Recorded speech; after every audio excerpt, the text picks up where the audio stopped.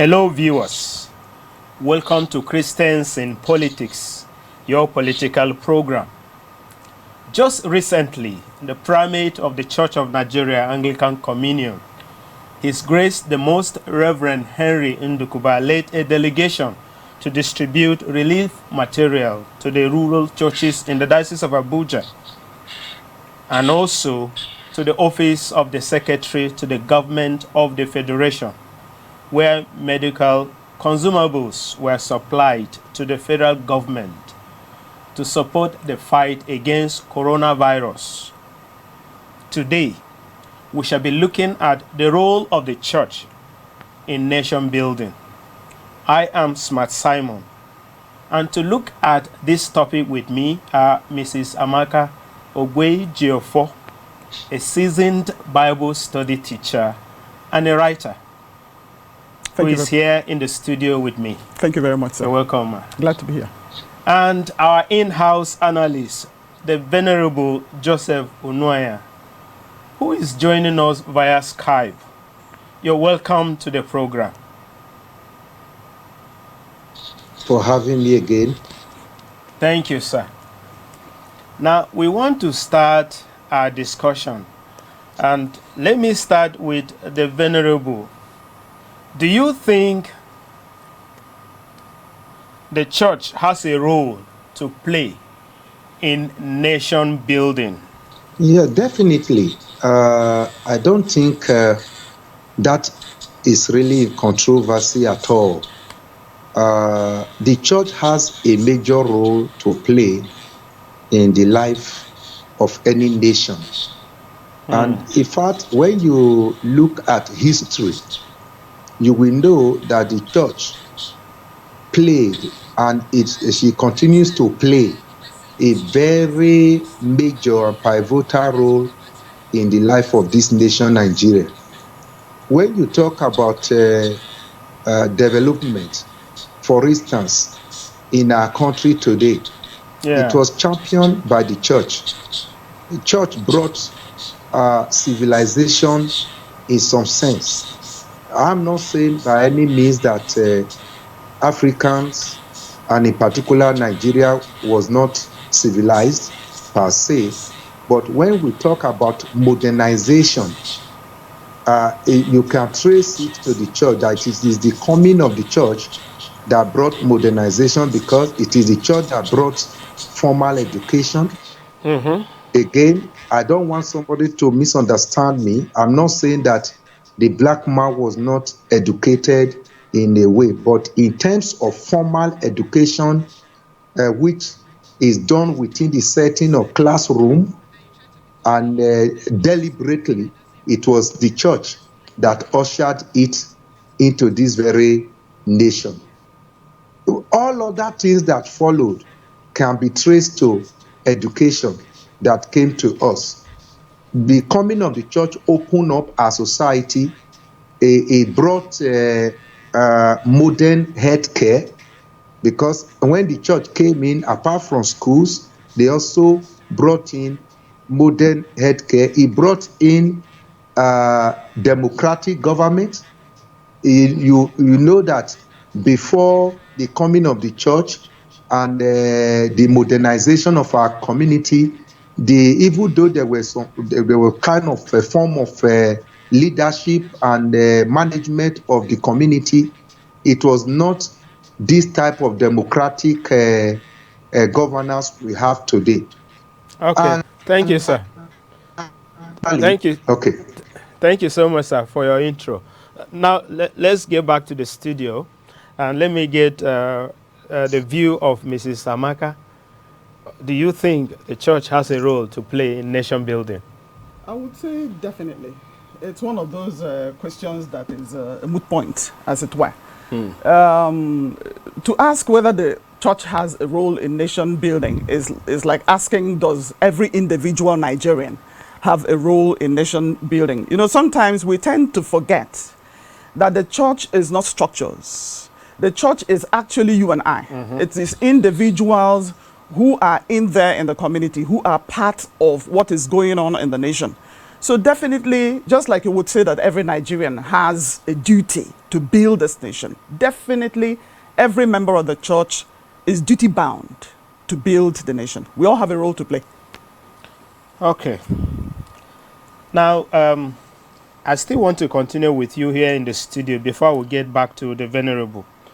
What are some of the scope of the role of the church in nation building? Any scope at all? The scope of the nation of the church in nation building is all encompassing, because, like I said earlier, the church is you and I. The church is individual members of different congregations spread across this nation. And when you look at it, individually, we find ourselves in various sectors. Some are in industry, some are in the military, some are in education, some are in various other areas. So if we understand the relevance of the church to nation building in Nigeria, then we would appreciate that wherever I am, whatever sector I find myself in, me as a writer, some other person who is a journalist, every single one of us in those various areas must be found doing something definite to build up the nation, not to bring it down or to destroy it. So yes, the scope is all encompassing, like I said. Right. Yes. Thank you so much. Venerable, we have just been told by Mrs. Amaka that the role of the church in nation building, or the scope of the church in nation building, is all encompassing. Do you agree with her? Yes, I agree with her in totality, because she made a very valid point that the church is not the building. The church is the individuals, the believers, the children of God who have been called out of darkness, who are now living the life of a believer. And Christianity focuses more on your life, your fruits. That also extends to your productivity wherever you find yourself. Now, what does Christianity do? Christianity helps to, reform people. The first aspect I was talking about basically was socialization, because you need to be socialized as a human being to be able to work with other people in a friendly environment in order to move a community and the nation as a whole forward. That is a socialization. Then I'm extending it now to moral reformation, that Christianity basically helps to reform the individuals. Now, can you imagine a society without Christianity? What would have been the fate of Nigeria if the church was not there? These teachings of the church about morality, take for instance the Decalogue, the 10 Commandments, thou shalt not steal, thou shalt not kill, thou shalt not covet, and so on and so forth. And all the teachings that is going on the pulpit in all the different denominations all over the country, on Sundays, during Bible studies, during prayer meetings, and all that. If all these were not going on, can you imagine the crops of human being, the kind of human being, the nature of people that we would have been seeing now? With all this teaching, with all this preaching, with all these prayers, with all this taught here and there by the church, we still see the kind of evil we see in the society today, how some people behave. And we feel that, criminality is on the very high side, and so on and so forth. Can you just imagine if there was no organization like the church, helping to curb some of these excesses in people? Do you know that if a man gets to the church who is frustrated after listening to the man of God, listening to the word of God, and after prayer, he goes back home with hope, he goes back revived, and he drops all the negative idea that the devil was already sowing into his mind. So this is what the church is doing. And if this was not there, I don't think the society would be livable. So All right, the thank you role so of the much, sir. church cannot be overemphasized. Thank you so much. The role of the church cannot be overemphasized. Now, let me come back to Mrs. Amaka. Do you believe that the religious leaders have sufficient influence they exert on the political leadership today? Hallelujah. Amen. To that question. Do the religious leaders do they have influence? I would say to that question 100% yes. Okay. Because when you really look at it, like some of the religious leaders that you're talking about, their influence covers thousands of people. Who, you know, when you remember that politics is a game of numbers, influence is about who do I have behind me. Exactly. Influence is not about me walking alone and talking alone. But when I am backed up with people who believe in me and believe in what I am saying and what I stand for, that gives me massive influence that I can parlay in any direction that I want. Yeah. So when you talk about, do these religious leaders have influence? Yes.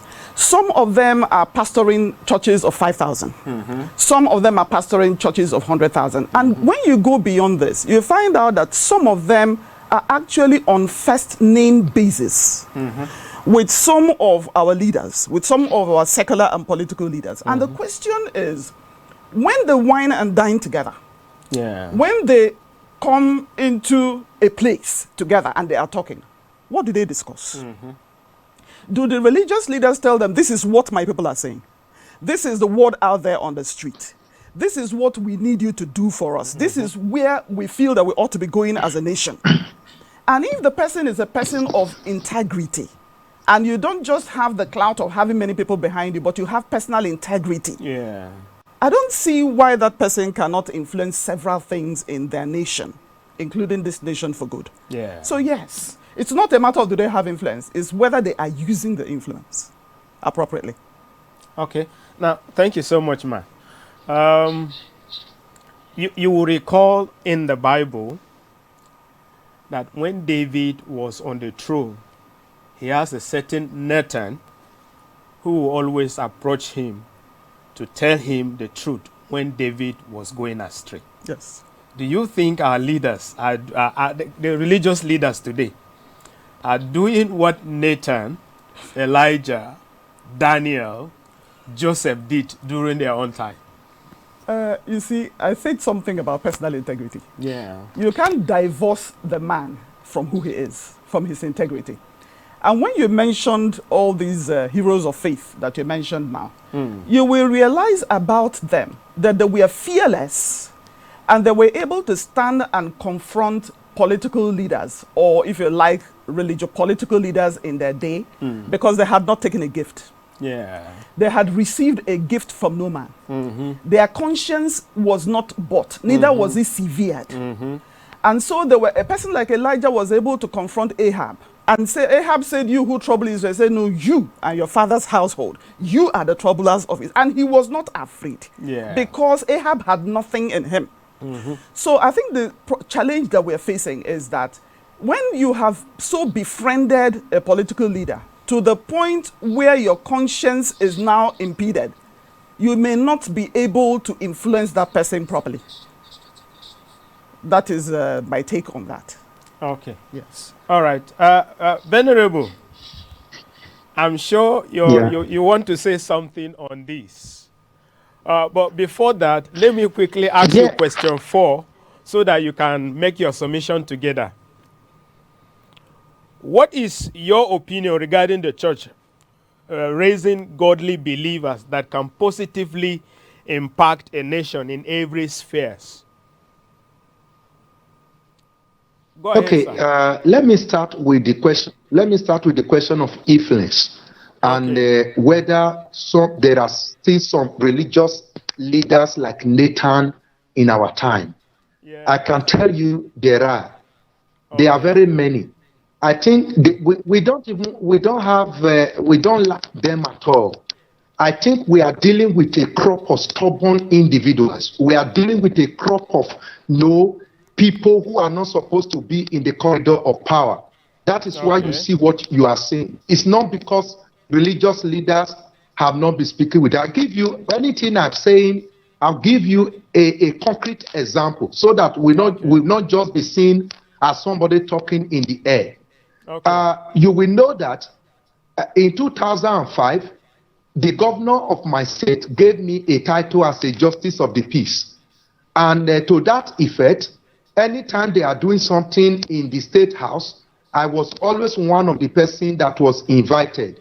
In one particular year, that was when it was on the 7th year, was about to, going gradually close to the end of his second tenure. That was the 7th year. He invited us to a dinner, a state dinner. That is the governor of the state. And I was there. 2 clergymen were invited in Anglican communion. What we saw at the state dinner that very day was amazing. There was a particular Pentecostal pastor in that my state, let me not mention name, but people in that state will know the pastor that was running a popular program called Battles at Midnight. He was the one to pray during the dinner. And they gave him a microphone. And he told the governor to his face, my friend, you have failed this very state. Let me tell you, I honored your invitation because I need to be able to advise you as a friend. I'm your friend, but I must tell you the truth. If you live like this, you have no name, you have no legacy, nothing left behind. This is a state dinner where all the who is who in the state gathered. And he told him, why am I telling you this? You have 1 year to redeem your image. Use this remaining 1 year of your 8th tenure, the second tenure of the remaining 1 year of the 8 years to correct the mistakes of the past. Now, is that not virtually what Nathan did? That was it. Now, I have had occasion to preach in a state program where the deputy governor or the governor was seated, where I look at the governor face to face and said, you people are the one killing our citizens. And I gave them example of even one of my church members, a former director in NTA, who was killed by their task force within the week. The man was not sick. The task force they set up to be collecting money for them, dragged this man until he collapsed and he died. So I told him, you are the killer, you are the murderer, because you send these boys to do this. And it's not for the good of the society. And within 1 week, let me not mention the name of the local government so that people will not know exactly whom I'm talking about now.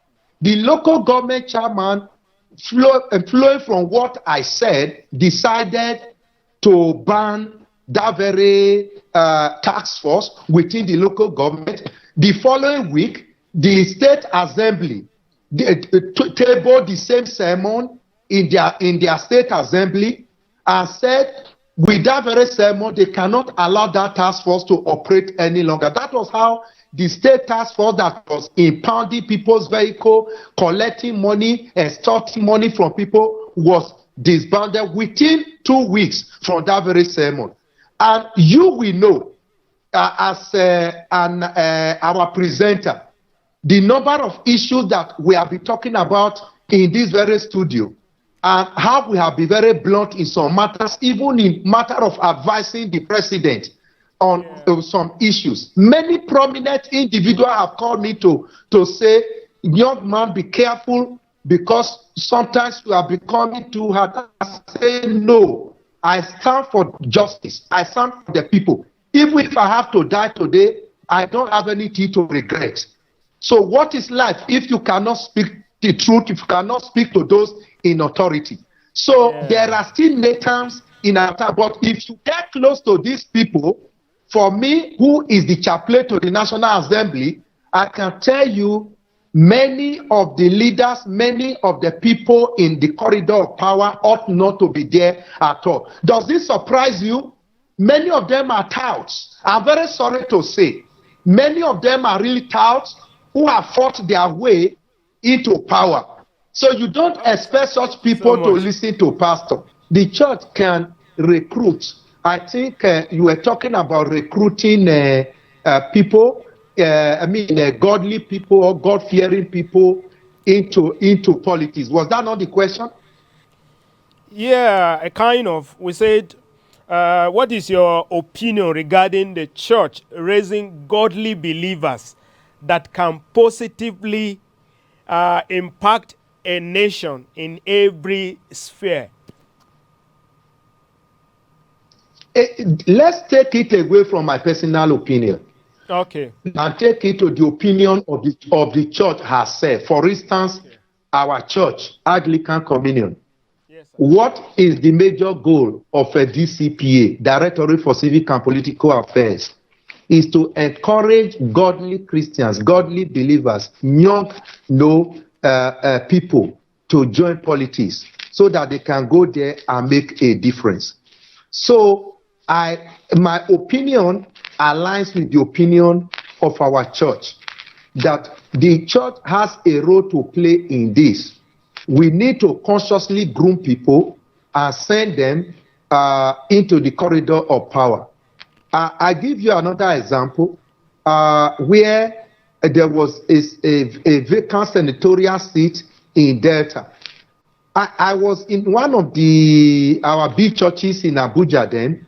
I have identified a young man in the congregation, well-to-do, doing very fantastically well in business, and is a Christian to the core. When I mean a Christian, a practicing Christian. I personally approached him and asked him, why are you not interested in politics?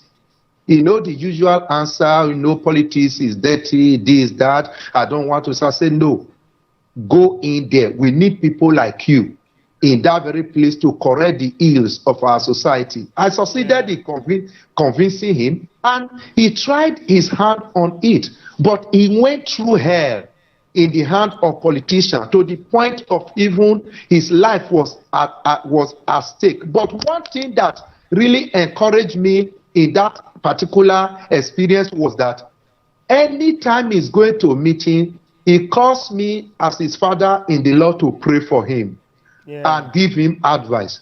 When he finishes in any political meeting, he calls me as his own father, as his own prophet, to say, this was what transpired in the meeting. Can you advise me? Can you pray for me? When they were threatening to tell him to step down, say, no, don't, until God says so.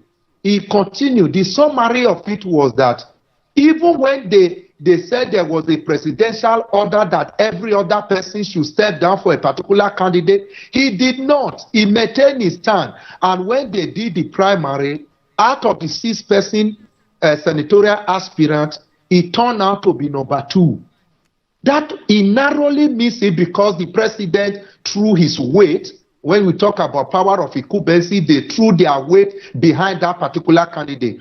If he had no sailed through, you can imagine what will happen. It means before a bill is passed, he will want to consult with his father in the Lord to know what is the mind of God. Whenever he's at a crossroad, he will want to seek the direction of his father in the Lord in line with the scripture. So to that extent, it is good for Christians, it's good for the church to consciously groom people. If the society is going to change, if we are going to see what we are expecting in the corridor of power, then we must wake up and do the needful. All right, thank you so much. We're grateful, Venerable.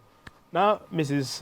Amaka, what is your opinion regarding the church raising godly believers that will make impact in the nation? What else does the church exist to do?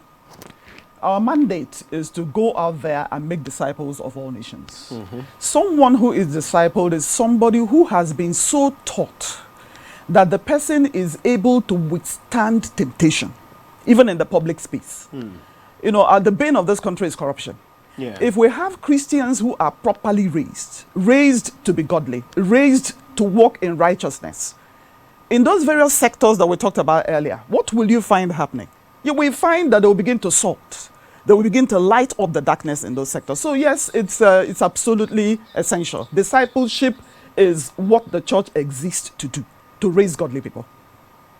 And that's my take on that. Okay. All right. Thank you so much. I'm still with you, Mrs. Amaka. Are there challenges you think the church is facing in that is making them not to live up to their expectations as custodian of any nation? The challenge the church is facing is internal. It's Okay. primarily internal. You see, the thing is that we have forgotten our mandate. We have forgotten our mandate. What is our mandate? Let me read it again. You'll find it in Matthew 28 and verse 19 to 20. It says, "Go therefore and make disciples of all nations, baptizing them in the name of the Father and of the Son and of the Holy Spirit, teaching them to observe all that I have commanded you, and lo, I am with you always to the close of the age." I say that the problem is internal, because if we are faithful to this mandate, and what is our mandate? To teach the nations, not to become like them, not to imbibe what they stand for, not to adopt their methods and their means, not to build structures, not to build institutions, but rather to disciple men, to take the gospel to the nations, disciple men. When you lose, Igbo people say that if you don't know where the rain began to beat you, you won't also know where you got dry. When you lose sight of your mandate, you will certainly float. You will certainly be ineffectual. Let me use that word. You will certainly be ineffectual. And I think that is part of what we are facing. The issue that we have lost sight of our mandate. So when Matthew chapter 5, verse 14, 15, 16, that talks about you are the light of the world, you are the salt of the earth, let your light so shine that men will see your good works and glorify your Father who is in heaven. Exactly. So it is very, very possible that the light of the children of God, believers, is not shining enough in the public domain. It's not shining well in our nation, Nigeria. So a lot needs to be done to ensure that as salt we season our nation, and as light we shine in the darkness, and then prevent the darkness from, trying to overwhelm this nation. God will help us. Before we continue with some other discussions, we want to go on a short break, and when we return, we will continue. Please stay tuned.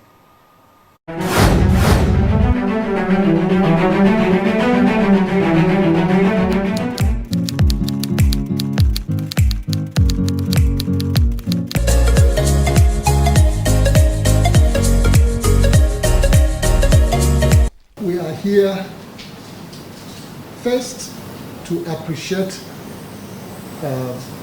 His Excellency, the President and Commander-in-Chief of the Nigerian Armed Forces, Muhammadu Buhari, and the Chairman of the Presidential Task Force Committee on the COVID-19 pandemic, the NCDC, and the governors of the states and the Federal Capital Territory Minister for the prompt action being taken in order to respond and to control and fight this pandemic that has invaded the world and brought everything to a standstill. And we come to show our support to what you are doing. First is our spiritual response in prayer. The second is that we have asked every bishop and diocese and every parish to build up their food store and to help our members, indigent members, not only the members of the church, but also our neighbors. We are here today representing the bishops and archbishops, the clergy and the laity of the Church of Nigeria, bringing our contribution. So we have brought some medical consumables, the PPE, examination gloves, medical gloves, and 3M Aura protective face mask, NCP hand sanitizers, both of 100 or 110 milliliters, and also the 500.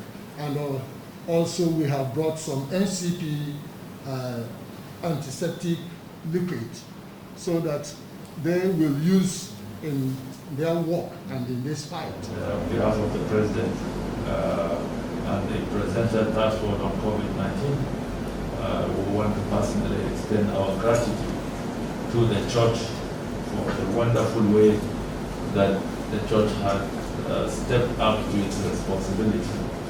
I'd like to, on behalf of the PTF, thank the following for their contributions to the COVID response: Nigeria Breweries, Nestle, Boa Group, Church of Nigeria, Anglican Communion, and Toleram Group, who have supported the PTF's emergency response in Nigeria in all forms.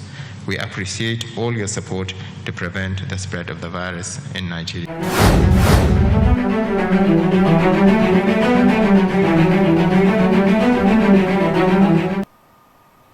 Viewers, you're welcome back. We are still looking at the role of the church in nation building, and we want to continue our discussion. Venerable sir, do you think that what is popular in Nigeria is just a religious expression of Christianity and not true Christianity? Yeah, to a large extent, I share that view. Somebody have said also in in some quarters to me that people carry Bible in Nigeria, and in fact, some even will carry a Latin Bible so that we know that they are really born again Christian. They want to convince you that yes, they are truly men of God. We wear all sorts of religious robes. We use all sorts of religious language. But at the end of the day, when you get close to many of us, you discover that some of us are fundamentally godless. I don't forget that very statement. And of recent, our dear Father in the Lord and our primate also talk about which majority of Christians just using religious language but are not really true believers. And that is a very true of many so-called Christians in Nigeria. It ought not to be so really, but that is the reality. The situation we found ourselves in here in Nigeria cannot be compared even with some Western country where Christianity have been internalized. No matter what we say about the West today, because of their deviation and their revisionist agenda in the recent years. But when you go to a place like Europe, you will discover that they have kind of internalized Christianity, the principles of Christianity. When you miss your wallet, somebody can still pick it and take it to the right quarters where you can recover it. When you drop your phone, somebody can pick it and take it to the right quarters. But somebody can be speaking in tongues in Nigeria here, and you drop your phone, you will look here and there, pick the phone and off it and throw away the SIM card. So that is where we find ourselves. I was in a particular church in Abuja here, and we were doing healing and deliverance service. And at the heat of the prayer, speaking in tongue going on, deliverance going on, people manifesting on the ground. There's a senator's daughter who for the first time decided to worship with us, and he came to the church. She knelt down. The Bible was by her side on the pew, and her new phone was on top of the Bible. And the prayer was going on. Before the prayer ended, the phone had disappeared from top of the Bible. That is what is happening in many places, in many churches. And it's a very sad situation. Yeah, it is indeed. It ought Very not to. sad. That shows that we are just using religious language. We are just proclaiming Christianity, but we are not practicing it. So we need to go back. We need to look inward and do the right thing. When you say you are a Christian, it must reflect in your action. Yeah, thank you so much, Venerable, for your contribution. And that tells us that whenever you see 12, there is always a Judah there. So not every person in church is actually in church to listen to the word of God. A lot are having some other motives why they are in church. Thank you so much, sir. Now, let me come to Mrs. Amaka Ogweje. What are the dangers the church can face if they refuse to live up to their role today? Hallelujah. I will answer that question by taking something from the Bible in Matthew chapter 5 and verse 13. It says, "You are the salt of the earth, and if salt has lost its taste, how shall its saltness be restored? It is no longer good for anything, except to be thrown out and trodden underfoot by men." And I think that answers the question. If the church does not live up to its name, if the church does not do what people, just like he was saying earlier, if the church does not do what people expect, people will not do it themselves. But they know what a righteous person should look like. Yeah. They know what righteous activity looks like. They know what holiness. They don't want to be holy themselves, but they know what holiness looks like. And they are watching you minutely to see you make a mistake, to falter or stumble. And the problem becomes that when the church refuses to live up to its billing, in a manner of speaking, the church will become irrelevant. The church will become sidelined. And unfortunately, you will find out looking around you that the church is becoming an object of mockery.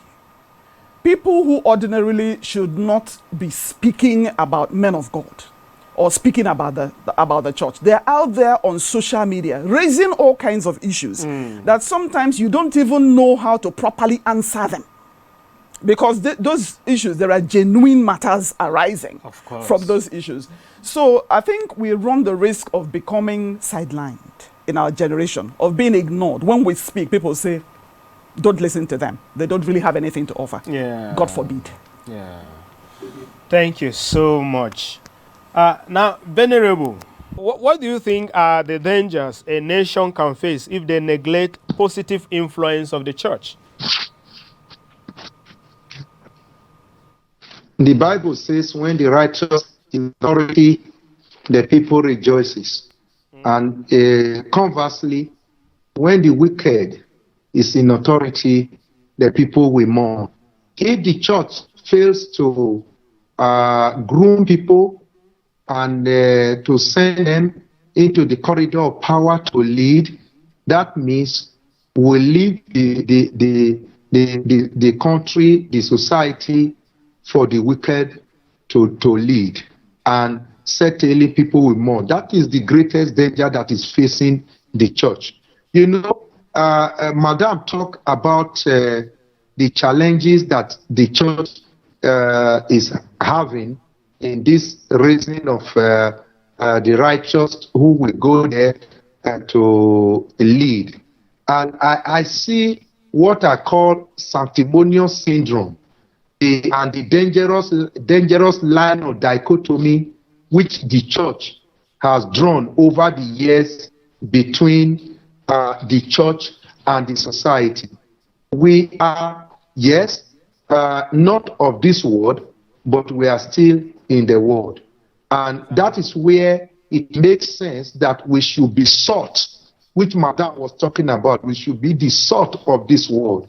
And if we continue to draw that line of dichotomy, and we are not ready to associate ourselves fully with the society to the extent of influencing it with the moral integrity which we believe we have, then it will turn out to be dangerous for us.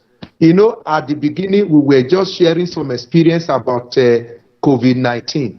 And I think you were the one who spoke or rightly observed that just with a single order or broadcast, the whole nation has been locked down for how long now?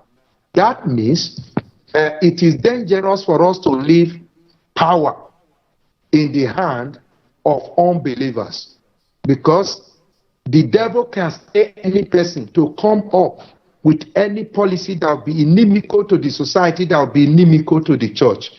So if we don't have people there to speak, to defend, to stand for what is right, it will turn out to be a very dangerous thing.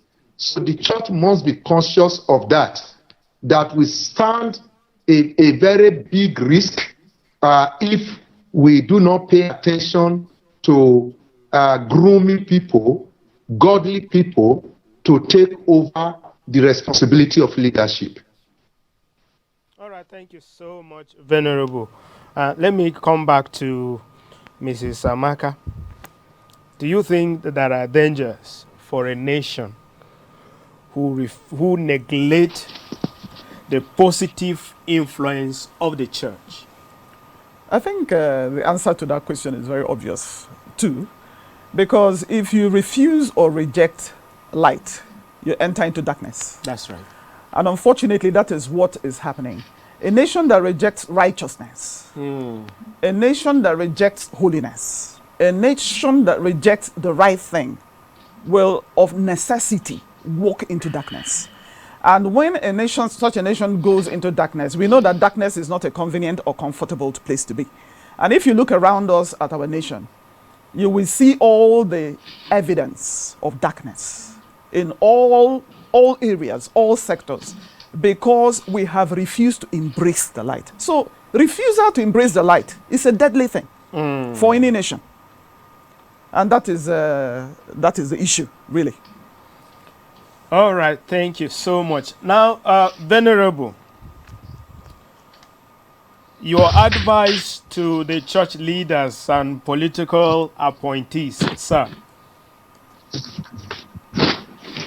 Well, may I quickly start from what Madam just said, that, for instance, the moral bankruptcy we are experiencing today was because the nation decided to relegate the church to the background. You remember there was a time in this nation when they decided to push the church out of school, push the Bible study out of school. In fact, even up to today, some people in some quarters are still pressing one button or the other to stop the teaching of religion in school. That is what is already manifesting in our society today, where you see the high rate of moral bankruptcy that we have today now as a nation. So for advice to leaders, we need to admonish them to know that if morality, if righteousness is pushed to the background, the nation must be ready to bear the ugly consequences that will follow. A child that is well brought up in the church, a child that is well brought up by good Christian parents who have imbibed good Christian principles, no matter what is happening, unemployment or no employment or no employment, will not go into kidnapping. Will not find it easy to join a gang of armed robbers, because his conscience will speak to him. The Spirit of God in him will not allow him to go into those kind of crime and criminality.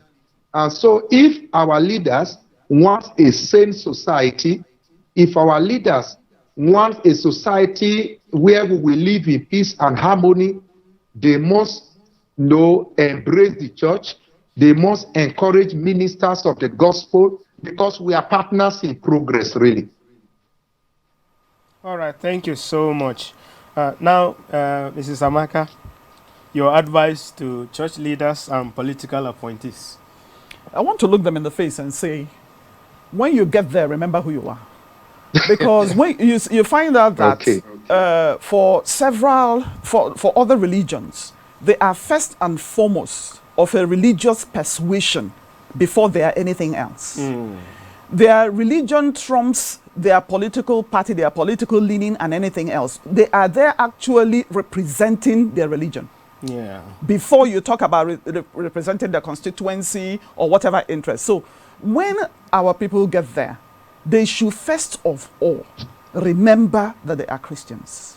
Stand as Christians, represent the Christian faith before you talk about representing your interest, the interest of whoever else. That's my counsel. Okay. What about the church leaders? Anything for us? I think for the church leaders, we should go back to discipleship. Because I see that the problem, it's the same thing we have actually been saying in several different ways. The problem of the society is that the church has not reason to shine. Arise and shine. And how will the church arise and shine? It is when we deliberately and consciously raise men by a process of discipleship. People who can go out there and stand. People who are not given to graft. They are not given to corruption. They are not given to all kinds of things that we find out there. If we can concentrate on that and leave the other things we have been doing before now, I think it will serve our society well. That's my counsel. Okay. Let us emphasize discipleship and raising men. Okay. All right. Thank you so much, Mrs. Amaka Ogwejefo, a Bible study teacher and a writer. Thank you so much for your time today. It's a pleasure. God bless you, ma. And Venerable Joseph Unoya, our in-house analyst, we appreciate you so much for your time. You've been sitting even before we started. Thank you so much for being there, always. God bless you, sir. Thank you so much. I appreciate you too. All right. Now, that is a call for Christian leaders to become selfless and godly in their daily dealings so as to impact positively on the political leaders who submit themselves to them for guidance and to enable them influence their environment and enforce the principles and values of the kingdom. Also for the nation to embrace the church if the nation is going to be built efficiently. Next week is another time on the program. Until then, bye for now.